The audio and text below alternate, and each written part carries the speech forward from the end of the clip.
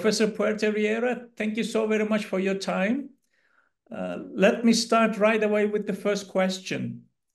Yes. What were the key socioeconomic conditions and political dynamics in Venezuela that led to the rise of Hugo Chavez and Chavismo? I think there was a very complex scenario for Chavez and his political movement. Venezuelan political system was under a lot of stress. The political elites, political parties, and there was a sort of, I don't know, estrangement. It was the lack of trust of a majority of Venezuelans, including elites, not just, it was not as much as, the poor, the underprivileged. It was the middle class and members of some socioeconomic elites that were basically giving up on, I wouldn't say Venezuelan democracy, but pretty much on the status quo.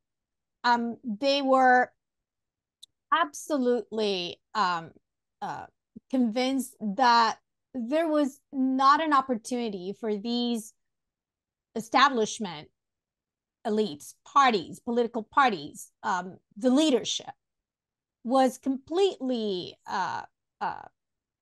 under.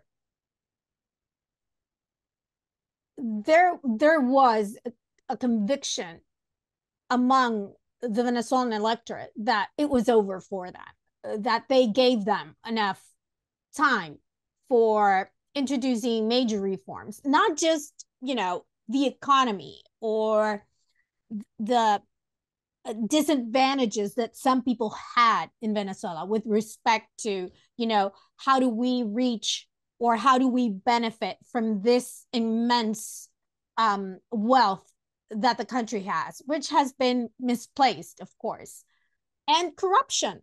So the lack of trust, the very short-sighted political parties and the leadership made it possible for people to turn their eyes to a different option, and one, by the way, that was that had some history.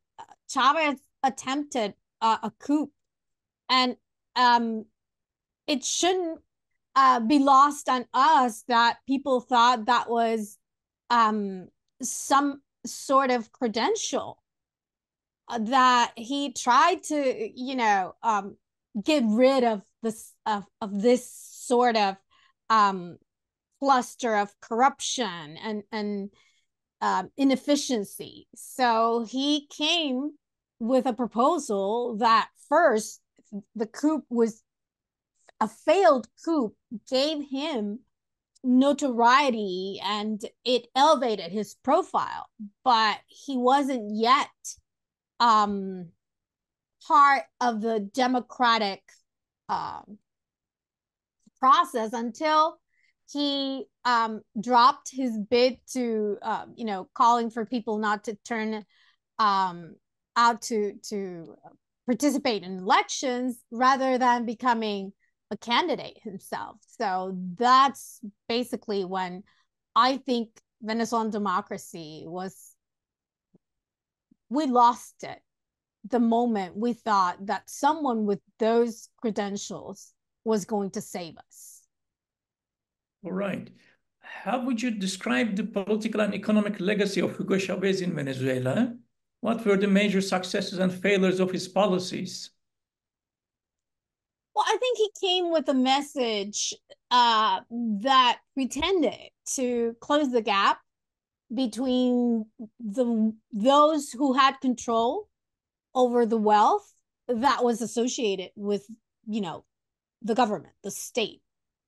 And of course, his message was more of a inclusion, participation, although when it came to policy, it was nothing other than the intention to replace one block of elites by another.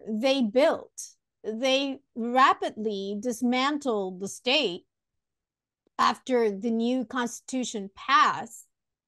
And all of a sudden, it was not just a power grab because he won elections, but it was basically cutting any institutional uh, limitations or just basic checks and balances that were diminished through legal ways. Every election was a way, an instrument, an opportunity to just cut any type of obstacle or limits he had to exercise power. So, of course, he turned to oil income to not just redistribute that income, but also create dependence. Clientelism is not new to Venezuelan politics, but under Chavez, it became so prominent that it was almost impossible for people, especially towards the end of his last term, it was impossible for people to participate, and not just politically, but I mean all those social programs that he designed early on. It was almost impossible for people to do that without having to identify and becoming part of the, not the system, but of what government could control. So yes, the economy became an instrument for Chavez to have more control, because not only did he control what he could, which was the vast majority of state-controlled agencies, companies, corporations like the oil industry, among others, but also he grabbed private sector industries. He used his power to basically bring to their knees the private sector. So he created the illusion of the people having the power to control the economy, but he just weakened the, you know, the whole system, the economic system, by legal means, but also from a perspective of participation. So we usually talk about sanctions as the reason why Venezuela's economy is in the deplorable state it is, but that's not the whole explanation for this crisis. How does Chavismo movement in Venezuela compare with other left-wing populist movements in Latin America? Are there common patterns or significant differences? Well, there are some similarities, especially now with other closed autocracies. We have been inevitably been linked to Cuba, not just because of the close ties with Castro and both Castros and Diaz-Canel, but because there are some similar patterns in terms of legislation, state control, social monitoring, and constraints in terms of political and civic participation, and of course human rights violations. So if we would have to establish a category, which we should start at the top with Cuba and Nicaragua. Venezuela joins a small group of nations that can be basically considered to be the antithesis of any democracy in the region. There are leftist governments who are democracies. Chile is an example. Even with Petro in Colombia, we understand that there are challenges for him, and he hasn't so far done what Nicaragua and Venezuela have done lately, which is get rid of the Constitution and the legal framework to not just ignore basic democratic institutions and its mandates, but more critically is the suppression of the opposition. And that's where we are right now. Cuba, Venezuela, and Nicaragua are regimes that do not recognize that the opposition has a space and a place in their political systems, because they are not formal democracies. They are closed autocracies. That's what we're seeing right now. How has Nicolas Maduro's leadership differed from Hugo Chavez? In what ways has Maduro's regime become more autocratic compared to his predecessor? Well, I think that's an important difference that we should establish. Chavez had charisma. We can criticize his not just his populist approach to power, which is, you know, it depends. It can be very useful for people to advance in some cases. He had some authoritarian tendencies. But the problem for Maduro is that, first of all, he has no military background, and in Venezuela, there has historically been some attraction to these strong men, and Chavez was a strong man.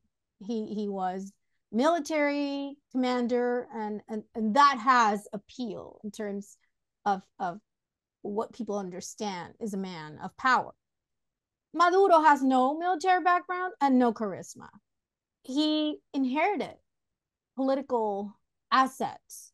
He inherited a regime that was built around a myth, Hugo Chavez and Chavismo. And so far, he has basically destroyed Chavez's legacy, not just because of the economic debacle and the humanitarian catastrophe that can be totally understood as a result of his inability to govern, but more importantly, it's the rupture, the complete disengagement with a political base that Chavez left that was very strong. Maduro has lost it. We just learned the second bulletin from the electoral council with numbers that don't add up. And yet we know, we understand that Maduro has lost, not just in terms of popularity, but people in the Chavista strongholds that historically voted overwhelmingly for Chavismo and Chavez, he lost overwhelmingly in those places, which are, you know, popular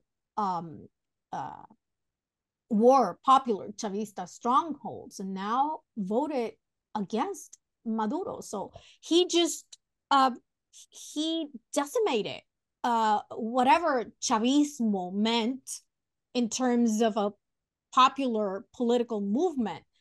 I'm confident that that's pretty much lost. So he was the heir to the throne, and he just I think he is the reason why that movement is likely not to survive. There is widespread speculation that the presidential election in Venezuela was rigged. What is your assessment of the elections process and the re-election of Mr. Maduro for another 6 years as president? Well, I think it was a fraudulent. The election was always going to be very difficult for the opposition to win, given all the obstacles they have faced. And yet, even though they were challenged in terms of participation, what we know from not just the tallies, but even the Carter Center, who was invited by the government, says that the election was not free and fair. And the results they are issuing cannot be trusted. We know the tallies tell us something different, and those tallies were the ones issued by the machines. Whatever it is that they are doing, we know because there are several experts who have confirmed that the numbers they are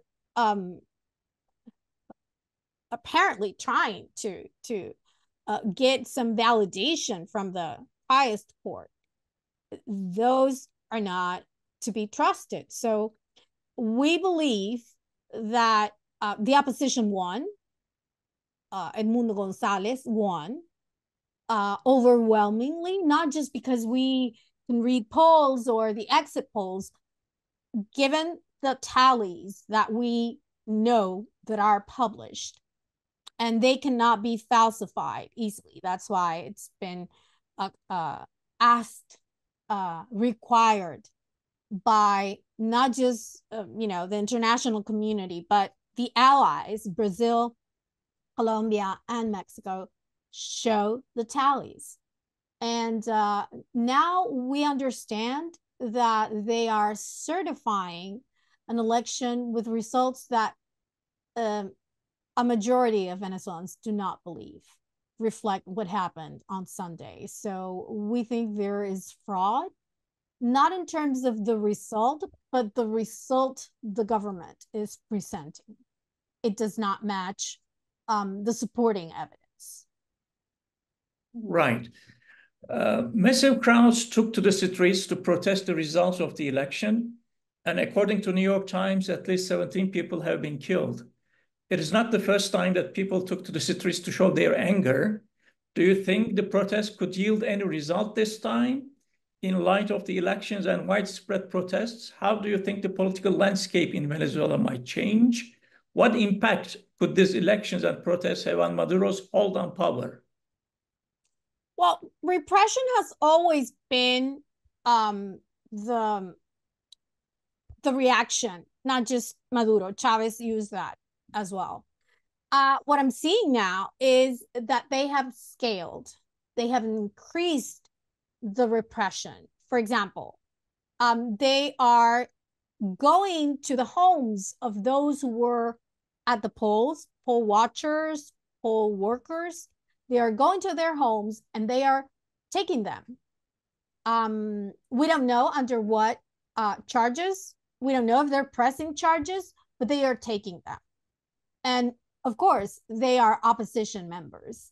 So what we are witnessing right now is not the usual reaction. Again, they always use repression and persecution. This is way beyond what we have been, what we have seen in the past. Our impression is that Maduro is radicalizing. He will not concede. He will not recognize he was defeated.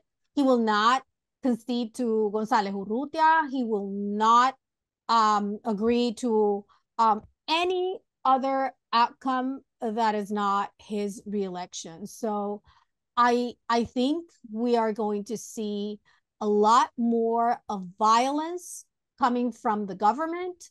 And unfortunately, I don't think that Brazil Colombia and Mexico understand that what they're doing is not going to be enough. They are not going to convince Maduro. And I don't think we are speaking to the fundamental actor in this situation. It's not just Maduro and his coalition. It's the military. And they are the ones keeping Maduro in power. The opposition leader, Ms. Machado, released data on Tuesday that she said showed Mr. Edmundo Gonzalez, the candidate she backed, winning the presidency in a landslide. The opposition's updated results using paper tallies observers collected from 81% of the nation's voting machines showed that Mr. Gonzalez had won 7.1 million votes, or 67%, versus 3.2 million, or 30% for Mr. Maduro. Do you think these figures could be true? Well, I am inclined to believe what they are showing because Maria Corina Machado has a past, the expertise in electoral processes that no one in Venezuela can match. They have the infrastructure, they have the knowledge, and I can confidently say that they are not falsifying results. However, we have experts, not just close to the opposition, but academics here in the US and in Europe that have looked at the tallies, and they are confirming what we all know, which is that Gonzalez won overwhelmingly. The problem for the government is that they have waited so long, and we still have no verification. We don't have audits, and they have turned to the Supreme Court, the highest court in the country. So it's not something that will bring people to trust what the regime says, and people's trust is in the opposition, and that's because Maduro has built this for himself and his government. Unfortunately, there's no trust. Just let's look at the process, how they blocked every candidate, how they even blocked the candidate that was elected in a primary. All the maneuvers, they thought they would win, and they thought that if they lost, it was going to be something they could handle. And what we are seeing is that they can't manage the loss. Venezuela's foreign minister announced that the country was expelling diplomatic missions from several Latin American countries that had condemned the official election results. Do you think the external pressure will persuade Mr. Maduro to accept the result of the polls? Do you think Venezuela under Maduro is diplomatically isolated? I think Maduro is not going to follow recommendations that involve conceding, recognizing he lost. He will not. I think what Brazil, Colombia, and Mexico, who are the ones speaking to Maduro, are trying to find a way for him to do something that will bring a closure to this situation. And unfortunately, the only way would be for him to recognize the results. The problem for these three countries is that if there isn't a result that recognizes the victory of González Urrutia, that's going to trigger another wave of Venezuelan migrants. And Colombia, Mexico, and Brazil are going to be the most affected by this. So they are in, their interest is not as much as Venezuelan democracy, not even Maduro's staying in power, remaining in power, but stopping another migrant crisis. And we don't see that possible. The only way Maduro can leave power is if the military turns on him. And that's not happening because Maduro's need is not power. Maduro needs to remain protected to avoid facing justice, not just the international court. Maduro has several charges, very serious charges in the United States. And that's basically the problem. He cannot leave power because otherwise he will face justice. But it's not just Maduro. The military, the top brass, is also facing charges in the United States. And of course, it's not just corruption or drug charges. We're talking about violations, serious violations of human rights. So they will remain in power unless they receive an off-ramp, which would involve immunity. And I don't think we haven't yet reached that point. I think most of the countries that that left the diplomatic representation of these countries, left Argentina, Chile, they are not going to help. If anything, they will just continue to antagonize with Maduro, and it's Boric or Milei, it's going to be the same. He's going to antagonize with them, so they're not helpful. I think what Colombia, Brazil, and Mexico are trying to do is precisely keeping a back channel and avoiding further isolation. But I think that's inevitable. Maduro he understands that there is no way out. He understands that he went to this election looking for some sort of legitimacy. So he could, I think that's very disingenuous, but he thought he could convince the US to lift sanctions just by doing the election, regardless if he was going to win or he was going to win. And that's not the case. The international community is not going to recognize him as the legitimate president. And it's not helpful that the Carter Center has been very forceful in their assessment. So he doesn't really have support in terms of that legitimacy that he thought was going to be enough for him to move the pieces on his side, which is basically money. He needs resources. He's not going to get that. The sanctions are not going to be lifted. I don't know if there are any other possibilities for the US to impose more sanctions. The country already is under heavy constraints and limitations. But I think Maduro made his decision knowing that he's going, not just him, but the regime and the country is going to be more and more isolated. So I don't think the region is ready for what is coming. Right. Mr. Maduro did receive support from allied leaders in Cuba, Serbia, Nicaragua, Russia, Bolivia, Honduras, together with China and Iran, who applauded the results. Maduro has been hailed by autocrats globally. How do you think this support will help Mr. Maduro as a populist to cement his rule?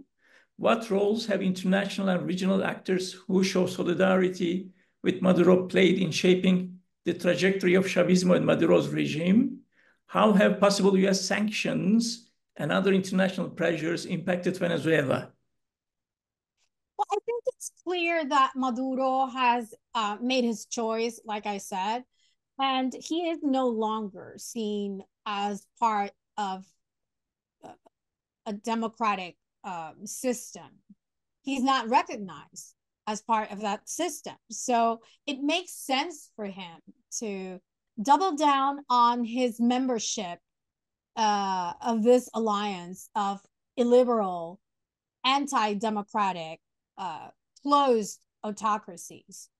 There is no other choice for him. He doesn't belong in a regional system or in terms of the global community of democracies. He doesn't belong there. So I think he is making a choice and he knows the consequences. So for him, probably is going to be easier in the sense that he's going to feel protection. Yes, he will be isolated in terms of democracies in the region and around the world. But when it comes to China, Russia, these are supports that could get him across the line. We don't know if China is going to support Maduro financially, but he can find ways to maybe once they settle debt, which Venezuela has with China, oil debt, paying with oil debt with China. Once that's settled, maybe Maduro's plans are to further a relationship with China in terms of investment.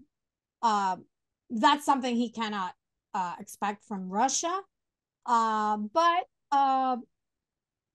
solidifying, strengthening ties with Iran, probably, which is what they have done so far to survive. So my guess is that he knows he can survive this isolation, what it represents in terms of his aspiration to have some breathing room with in terms of financial perspective.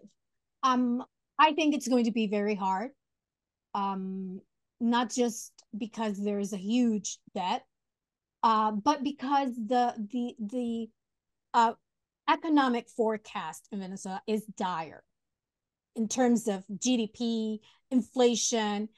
We are talking about more than 80% of the population in poverty and more than 50% in extreme poverty. So you can't fix a socio-economic structure that has been deteriorated to the point that people make approximately $130 a month. That is impossible to sustain, and he will stay in power, but it will be it will have nothing to do with a population that supports him or that is willing to accept his mandate. It's going to be very difficult because we're going to see a lot of repression, because it is clear that the Venezuelan people do not recognize him as their leader. Right. And lastly, in your article titled Venezuela, the Decline of a Democracy, you wrote back in 2018, you argued that the economic imbalance has increased the chances of social disintegration while government focuses on holding to power. 6 years after your article, what can you tell us about the nature of democracy in the country and the looming possibility of social disintegration? Well, I think, unfortunately, that has worsened.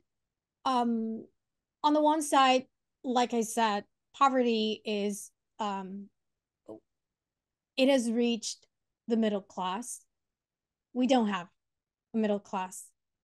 The gap, the wealth gap, the socioeconomic structure in Venezuela has deteriorated to the point that we have malnutrition.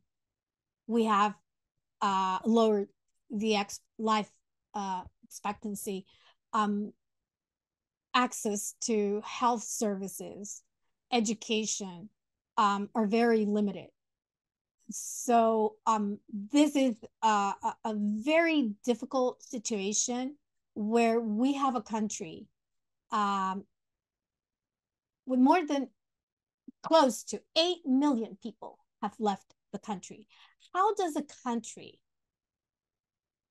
with an aging population, with no social security, no access to medicines, to doctors, because young doctors are leaving the country, teachers are leaving the country, the workforce is getting either too old to work, or the very young are just waiting to finish school, if they finish school, just to leave the country.